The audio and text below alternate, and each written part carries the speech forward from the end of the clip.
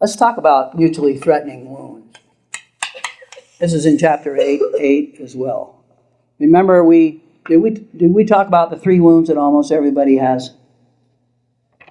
Well, what are they then? Great. Controlling wound, criticism wound, and abandonment or rejection wound. Of course, abandonment or rejection is the mother of all wounds. Why? Because all of them come from that. All God's children need love. They need love, and they don't get love, they get weird. Looking for love in all the wrong places. And if you get criticized a lot, it's going to make you feel unloved. And you will be rejected or abandoned. If you get controlled a lot, it'll make you feel stupid, like you can't figure your life out yourself. And that's rejection or abandonment. But these are 3 good starting wounds. How is a wound different than a phobia? A phobia is about places and things. Spiders, snakes, heights, the dark, small places, water. Those are phobias. Wounds are about interaction forms. Interaction forms. And wounds are very, very huge. Now, if you don't like to make that differentiation, that's all. That's all right. Call it a controlling phobia or a criticism phobia or a rejection phobia. It doesn't matter. Just make sense out of it. Here's a story. A lady is out talking over the back fence with her neighbor, and the neighbor says, hey Peggy, why don't you go out to eat with us tonight? John will be home, and then we'll go to the movie that we want to see. And she says, well, yeah, we'd like to. Thank you very much. John comes home, Mike, or whatever her husband's name is, and he happens to have these 2 wounds.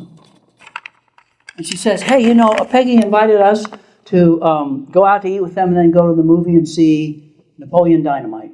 That's a killer, right? And I told her yes, because, we hardly ever go anywhere. I'm not going to any movie.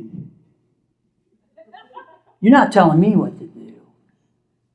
And what do you mean we never go anywhere? Am I not a good enough husband for you? What's happening here? She stepped on a landmine, 2 of them at once. There's a controlling wound and a criticism wound, right? So she starts to cry. And she begs him, please, I told her we'd go. And he starts to do silent treatment. So the way he handles his wounds gets in her biggest wound. The more he abandons her and won't talk to her, the more she yells, screams, cries, and begs, and the more mutually threatening wounds. The highway to divorce. Right? So, share your wounds before you get married. Better, there's 2 rules about wounds. They're in chapter 8. If you're married to someone, find out what their wounds are. There's a lot more wounds than those 3. Those are just beginning ones. Share your wounds. And what should you do? Rule number 1. Try your hardest to stay out of the other one's wounds. Your roommate's wounds, right? Try your hardest to stay out of their wounds.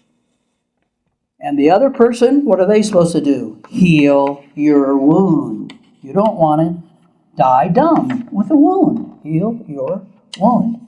You will not get an A in the earth school by going to your grave with all these scars and wounds.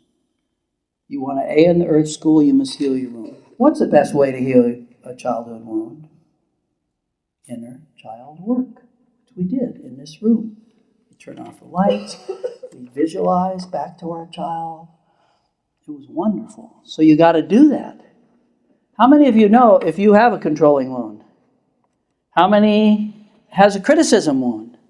How about abandonment wound? Tell your loved ones. He does too. Heal your wound. The one with the wound should try and start healing that wound The other partner, oh, I'm sorry, I have some feedback for you, honey, but I don't want to get in your criticism wound. Well, that's nice of you. What is it? I'm not going to tell you if you're going to do that. What's the difference between feedback and criticism? Feedback is kind, it's asked for, it's calm, it's peaceful. What's with criticism? It's none of those things. It's yelling, screaming, it's overreacting. It has conditional love in it, the wrong kind. I don't like you because you do this or do that. Okay, so stay out of the other's wounds temporarily and heal your own wound. Okay? So mutually threatening wounds is very much, I married him. Say that you have a criticism wound and you marry a giant pleaser. And you say, I married him because he will never get in my criticism wound. It's not a good reason to marry. Yeah, I already told you about I married the parent I didn't have, and then I ended up with the one that I did have.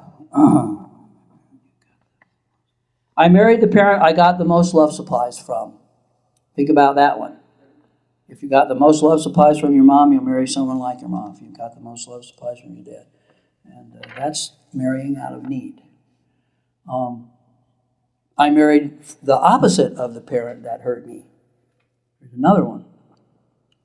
Or didn't give me my favorite love supply. How many of you have identified your favorite love supply? That's another thing we do with people that come in and want to get married. We want to know their favorite love supply off the chart. And we want to know their prominent negative style. Very, very important. Prominent negative style, PNS, and favorite love supply. And when you get in that negative, what do you want the most? And what do you do when you're in your negative? What did this guy do when she got into his 2 wounds? He did silent treatment. And that terrorized her because that was abandonment. And where did she get an abandonment wound? Somebody abandoned her. Lots of people say, oh, I know where I got my abandonment wound. My parents got divorced when I was 10 or 12. Oh, I know where I got my abandonment wound from. My mother had to go to a tuberculosis clinic and she was there for a whole year. That's not where you get them. That doesn't help matters. But you know where you get abandonment wounds from. You look on the love supplies chart and you find out, I didn't get these love supplies. And that's abandonment. And that can be very, very gradual. And the big one, I got married so I could have sex. And that's with people that are in church for wrong reasons. They don't understand their church. They don't understand the sanctity of sex. I've talked to a lot of kids, well, why shouldn't we make love with our boyfriend or our girlfriend? Well, the prophet says to. The president of the church, Jesus said not to. Oh, really? Why did Jesus say not to? I don't know. Jesus said not to because sex is a sacred power, and we already went over that in the chart. And well, I didn't know that. I didn't know that. My parents didn't know that. My dad treats my mom like a sex object. So, why not? Right? So we get married to make love. What's going to happen to that? Sex is bad glue.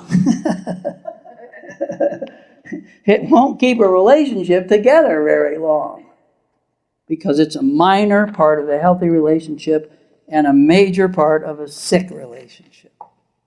If you've been a shrink for 45 years, you would have these things memorized. You'd see them over and over and over. Sex is bad glue. We got married to make love. And a lot of guys. I got married so I could stop my pornography addiction. Lucky girl. A lot of women find out their husbands are doing porn and they say, well, if I just make love with him more often, it'll go away. It doesn't, because the causes of porn have nothing to do with frequency of sex with one person. These jerks need variety. And the more girls that rejected them, the more they need to accept them. So I got married to stop porn. I got married to stop masturbation. I got married to make love. I got married to get some money so I don't have to work. You don't make money getting married. Safety at last.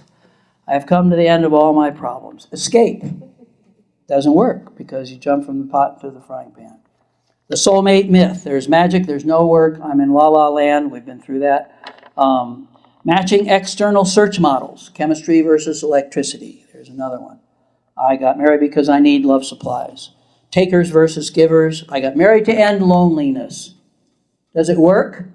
It's not, because loneliness is something that happens inside of yourself. The lonely person cannot make herself happy. And what kind of man wants to babysit a girl that's lonely and make her happy? A caretaker, pleaser. And when she's not happy, he crashes. You want to marry to share from your fullness, not marry to get somebody to fill up your emptiness. Those are need love to end loneliness. Okay, that finishes the list. I put down 18 things. A lot of them are similar. But those are some reasons where you often hear people getting married for wrong reasons. Now we'll take a little short break when you get back and just